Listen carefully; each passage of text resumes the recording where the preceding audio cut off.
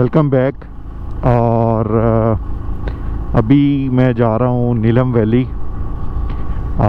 नीलम valley जो है वो यहाँ से तकरीबन कोई 160-170 किलोमीटर है।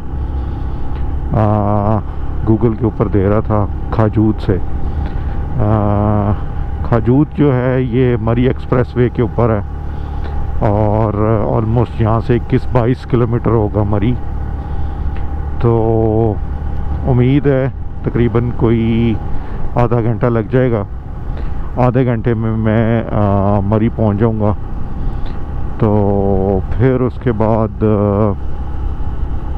आगे मुज़फ़्फ़राबाद है, वहाँ से मैंने फ़िश पाई करनी है और एग्स और थोड़ा कॉफ़ी का सामान, और फिर आगे किरण के लिए।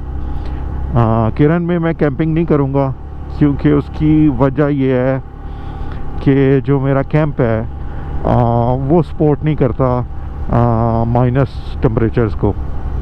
तो उसके लिए फिर मुझे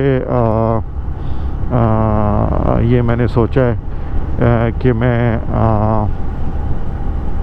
कैंपिंग ना करूं, क्योंकि -16, -10, -9 और स्नोफॉल तो नहीं है, लेकिन इसके बावजूद वहाँ पे काफ़ी ज़्यादा ठंड है।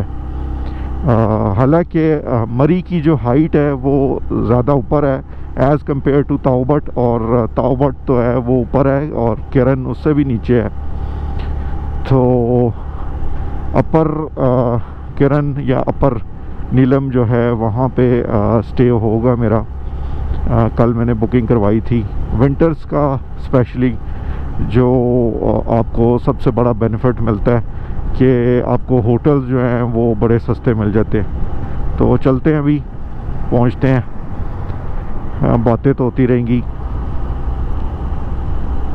आज शुक्र है वेदर बिल्कुल क्लियर है, क्योंकि विंटर्स में ख़ास तौर पे अगर वेदर आपको बारिश वाला मिल जाए, और बाइकर के लिए तो वो एक बहुत ज़्यादा अफसरदा जिसको कहना चाहिए, उसके लिए एक सिचुएशन क्रिएट हो जाती है। तो अभी बहुत तक तो बिल्कुल भी बारिश का कोई इम्कान नहीं है, लेकिन किरण और नीलम वैली में मौसम को बदलते कोई इतना जिसे कहते हैं कि टाइम नहीं लगता, तो फिर भी कुछ कहा नहीं जा सकता। अभी मुझे तो कोई ऐसा सीन नहीं लग रहा कि यहाँ पे बर्फ़बारी हो, और इस दफ़ा तो कहते हैं तकरीबन कोई 3 माह का अरसा गुज़र चुका है, मरी में बारिश तक नहीं हुई। उसकी क्या रीज़न है वो तो मुझे नहीं पता। यहाँ के लोकल्स जो हैं वो काफ़ी परेशान हैं। जो जिनका होटल का बिज़नेस है वो ठप पड़ा हुआ है, तो ये लोग तो बेचारे बहुत परेशान हैं।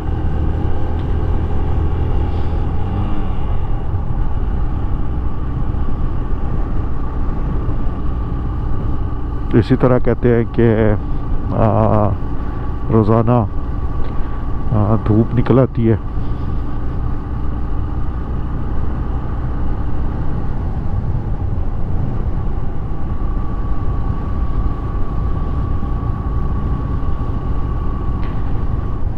चलो मेरे लिए तो अच्छा है, क्योंकि मैं थोड़ा सा वरीड था। मैंने कहा यार मरी को क्रॉस करना है, तो डेफिनेटली जब ये बर्फ़बारी हो जाती है यहाँ पे तो रोड काफ़ी ज़्यादा स्लिपरी हो जाता है। तो उसको किस तरह अवॉइड किया जाए, क्या किया जाए, वो समझ नहीं आ रही थी।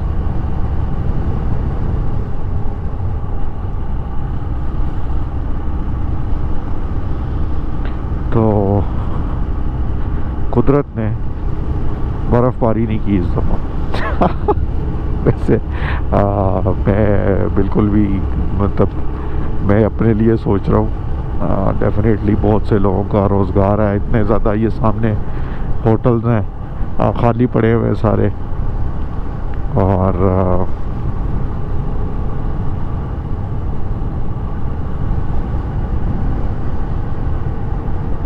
दो रास्ते जाते हैं अब कोहाला के लिए। मैं जो हूँ वो राइट साइड वाला रास्ता लूँगा। लेफ़्ट साइड से भी जाता है लेकिन दोनों रास्ते कोहाला की तरफ ही जाते हैं। तो अभी नीचे उतरना शुरू कर दूँगा दोबारा। नीचे कोहाला में तो काफ़ी गर्मी होगी।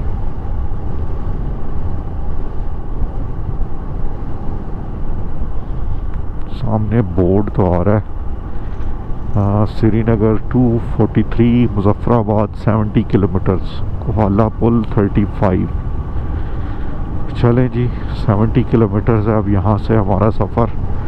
उसके बाद फिर आगे किरण का रास्ता लेंगे। हालांकि विंटर्स की पीक जा रही है। और अब मैं कोहाला का ब्रिज क्रॉस करके सेकंड मतलब दूसरी तरफ जाऊंगा। और पानी इस वक्त जो है वो बिल्कुल नीचे है।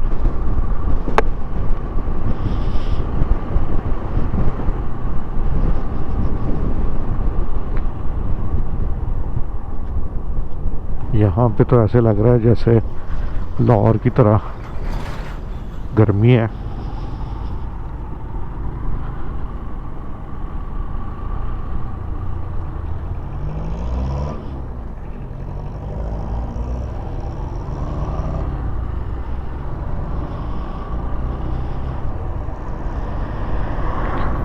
मुजफ्फराबाद 35 किलोमीटर्स।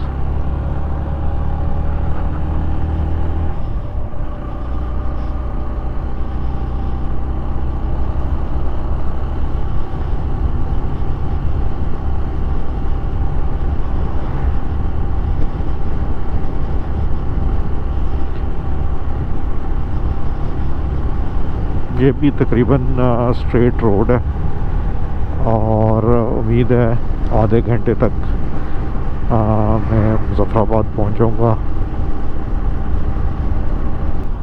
यकीन करें बहुत मज़ा आ रहा है मुझे यहाँ पे बाइक चलाने का। एक तो उसका सबसे पहला जो रीज़न है वो ये है कि जब मैं फ़र्स्ट टाइम नीलम वैली जा रहा था तो यहाँ इतनी शदीद बारिश हो रही थी और गर्मियाँ थी तब। अभी तो ये जनवरी जा रहा है, जनवरी 2025। और तब गर्मियों में यहाँ पे अच्छी भली ठंड थी, मतलब बारिश होने की वजह से। और बाइक में आप जितना मर्ज़ी अपने आप को बचा लें, मतलब आप बच नहीं सकते, मतलब बारिश से सॉरी बचा लें, आप अपने आप को बचा नहीं सकते, फिर भी नहीं बचा सकते। मतलब मैं फुली इक्विप्ड था और इसके बावजूद पानी जो था वो मतलब जूतों के अंदर चला जाता है। और मैंने तो पहने भी वाटरप्रूफ शूज़ हुए हैं। और इसका सबसे बड़ा नुकसान ये होता है कि जब आपने वाटरप्रूफ शूज़ पहने होते हैं तो पानी उसके अंदर तो नहीं आता, लेकिन पानी फिर बाहर भी नहीं निकलता। मतलब अगर आपने जॉगर्स पहने हुए हैं, जॉगर्स में तो वो वाटरप्रूफ नहीं है तो पानी बाहर निकल जाएगा, या उसको आगे जब धूप वगैरह निकली है तो आपके जूते जो हैं वो सूख जाते हैं। तो और फिर उसके अलावा मतलब स्लिपरी इतनी ज़्यादा होती है रोड के ऊपर, और ख़ास तौर पे बाइक के ऊपर जब आप ट्रैवल कर रहे हैं। तो वो सारी चीज़ें मेरे जहन में रिमाइंड हो रही थी। तो मुझे बहुत मज़ा आ रहा है इस वक्त राइड करने का। नो डाउट जब बादल आए होते हैं तो एक इसकी जगह की एक अपनी एक खूबसूरती होती है और उसको बयान नहीं किया जा सकता अल्फाज में। लेकिन मेरे ख्याल में जो बेस्ट है वो ये है कि बारिश ना ही हो, वेदर आपको क्लियर मिले या आप डेस्टिनेशन के करीब पहुंच चुके हो तो फिर आपको अगर वेदर मिलता है बेहतरीन। अभी तो और अभी जो ख़ास तौर के ऊपर जो मैं बात करूँगा वो ये है कि जब आप विंटर्स में ट्रैवल कर रहे हैं तो रोड के ऊपर जो है वो कोहरा जम जाता है, तो उसका बहुत ज़्यादा मतलब अभी तो केरन तक तो क्लियर है, आगे फिर देखते हैं किस तरह का वेदर मिलता है। थर्सडे तक तो वेदर टोटल क्लियर है, तो उसके बाद देखते हैं किस तरह का वेदर मिलेगा। शुक्र है कि रियासत पाकिस्तान को थोड़ा सा ख्याल आया और उन्होंने ये रोड बनाने की जिसारत की है।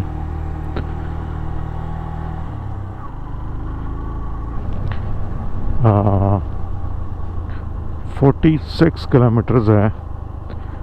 यहाँ तितवाल है शायद ये। यहाँ से ये मेरे राइट साइड पे इंडिया है और इस तरफ पाकिस्तान है। और ये जो सामने आपको अगर स्नो नज़र आ रही है तो ये इंडिया के अंदर है। वो सामने जो छोटे छोटे घर हैं वो भी इंडिया के अंदर ही हैं।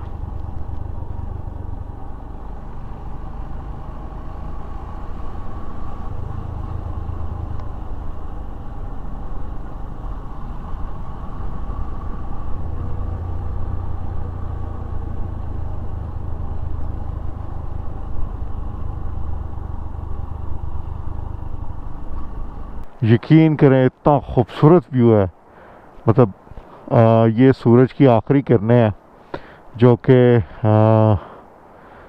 इस सामने वाले पहाड़ के ऊपर पड़ी हैं। इस तरफ लेफ़्ट साइड पे और राइट साइड पे बर्फ़ तो पिघल चुकी है, लेकिन ये मिडल वाला जो पहाड़ है इसके ऊपर अभी भी बर्फ़ पड़ी हुई है। और मैं कहता हूँ ऑसम, यकीन करें मज़ा आ गया। और नीचे ये किशन गंगा रिवर जा रहा है, इसकी बड़ी खूबसूरत साउंड आ रही है।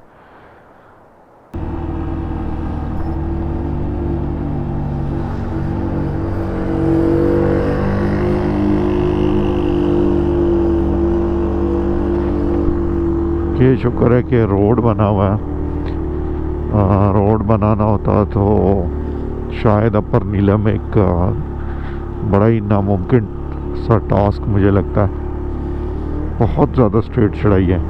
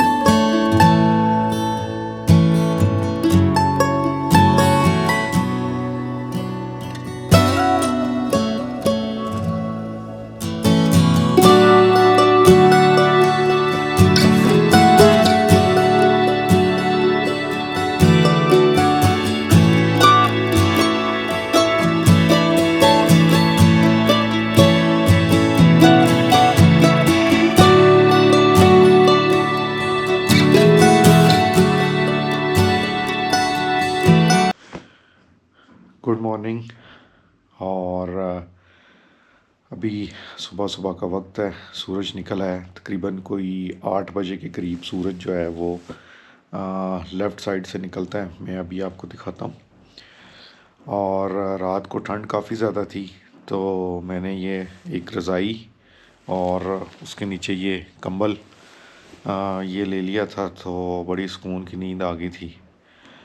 और अभी मैं आपको बाहर का व्यू दिखाता हूँ।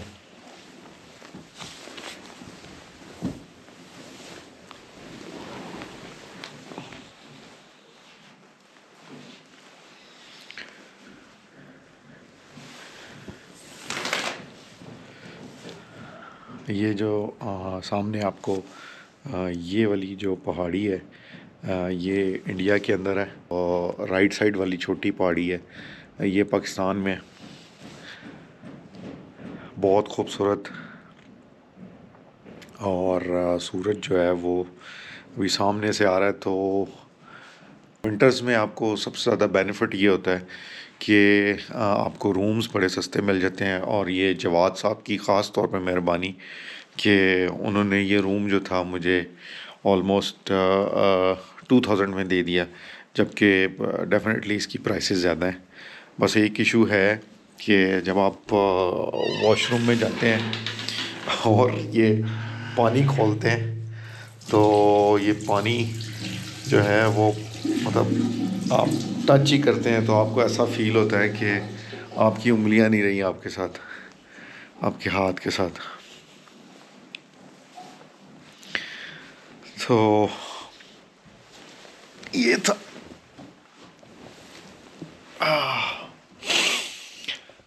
रूम का ओवरव्यू।